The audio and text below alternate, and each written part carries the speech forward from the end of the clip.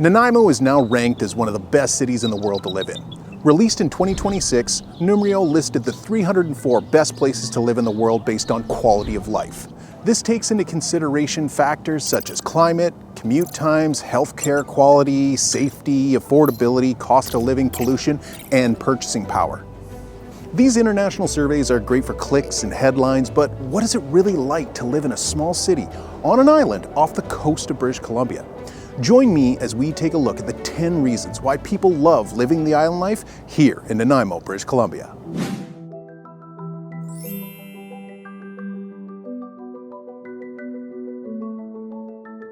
Of all the cities in the world, Nanaimo ranks 66th on this list. In North America, it ranked 21st. And in Canada, it was only second to our capital, Ottawa.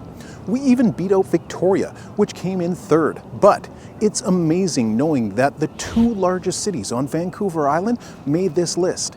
I've always said there's nowhere I'd rather live in Canada than Nanaimo. Now first, let's talk about parks. Parks are something that are found everywhere throughout Nanaimo and offer something that will appeal to everyone regardless of accessibility. If you want sandy beaches, spend a day at Blueback Beach. This is an expansive area with just stunning sand, sunshine, great place to spend the day.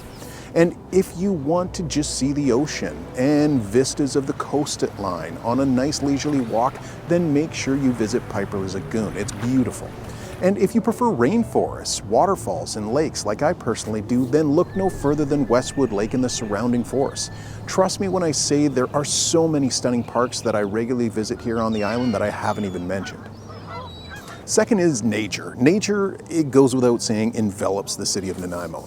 These places are a little less accessible than Nanaimo City Parks, but well worth the trek. Places like Dodd Narrows, where you can get up close and personal with the sea life of the Pacific Ocean. It's truly magical. Or even Mount Benson, where you can find spectacular waterfalls and endless trails for mountain biking. Or the always famous Nanaimo River, which is a major gathering place for locals in summer to cool off. Check out the video linked above about the Nanaimo River to truly see what you're missing. Now, the third on the list are people, and just even as I've been recording this video, everybody stops, asks me what I'm doing, and they're so kind and friendly about just me being out here in the public space. People are what make this place so different than other places in Canada. I can't tell you how often people move here and comment on how friendly and engaging islanders are when they first arrive. Everyone here is so laid back and pursuing a better quality of life, which is rarely found in similar-sized cities. Locals are into self-improvement, outdoor exploration, and genuinely making the world a better place. I know it's antiquated to suggest this, but I'm not kidding. I highly recommend you search all the fantastic local groups and clubs on Facebook. There are endless opportunities for friendship and adventure with people just waiting for you to reach out. Number 4 is the climate, or the weather, and it's probably one of the most common conversations that I have with people thinking about relocating to the island. The climate is something that affects my mood and my well-being. Though we have sunny springs, summers, and falls, people are always concerned about the rainy winters. But I have to say, it's when you get to see some of the most spectacular island events.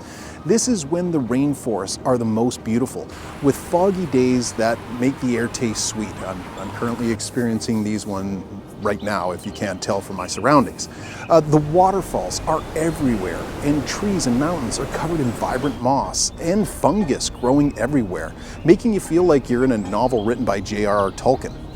I would never trade a sunny winter day in the prairies for a moody January day out here in the rainforest. Number 5 on the list is food, which technically the climate plays into, but food here is a big deal. We're not talking about restaurants. Farms, farm stands, and farmers markets are a way of life in Nanaimo.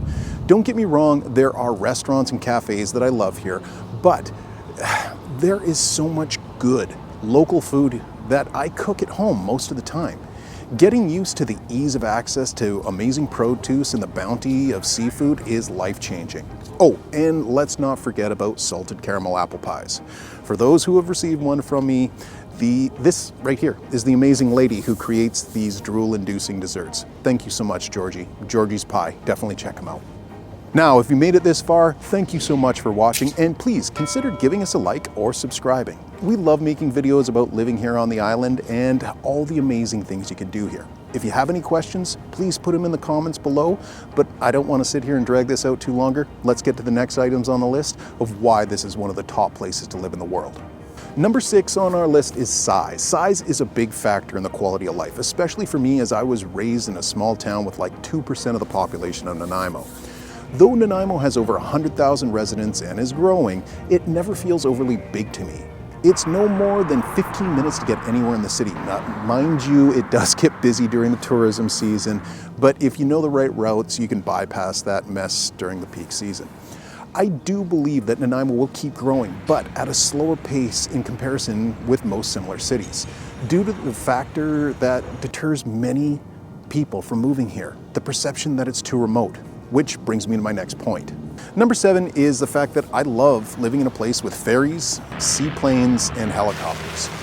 Living in Nanaimo, we have 2 car ferries, a fast foot passenger ferry, a helicopter jet service, and more than a few seaplane companies that can get me to Vancouver within 20 minutes or an hour and a half, depending on how quickly I have to get there.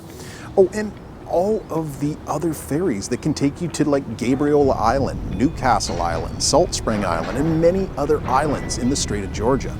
It's not a hassle. It always feels like an adventure, and the scenery is always spectacular.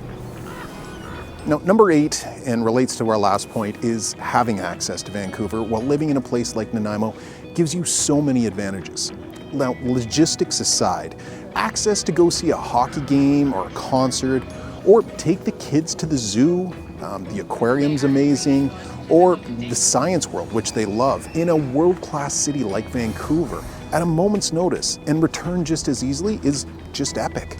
Number 9, let's finally talk about cost of living. And housing costs are not good anywhere in Canada these days, but it's a relative concept. If you want to live on the west coast of southern BC, you could pay an average sale price of around $2 million in Vancouver, or almost $1.4 million in Victoria, or under $890,000 in Nanaimo. Don't get me wrong, that price goes up if you want ocean views or oceanfront, but do you know what that would cost in Vic or Vancouver? $2, $3, $4, $5, $6 million, if not more. Which leads me to my final point. Number 10 is investment.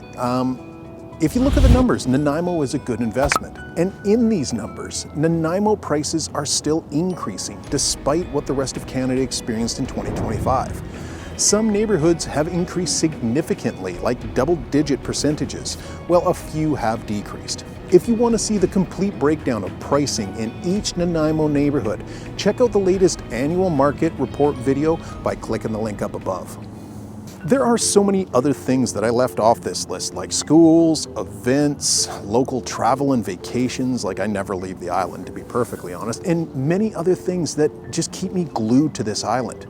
But it's not just Nanaimo. There are surrounding communities like Qualicum Beach, Parksville, Nanoose, Lanceville, Ladysmith, Duncan, add to the charm and offer an even quieter option for those looking for peace and quiet.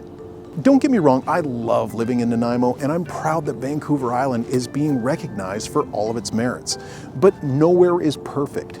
Make sure you watch our other videos going over concerns about pulp mills, earthquakes, coal mines, and many other less glamorous topics. But all of these things need to be considered when you're choosing where you call home. With that in mind, I hope you get to live the island life soon. And if you want to learn more about doing so, I'd definitely check out this video right here or this video right here.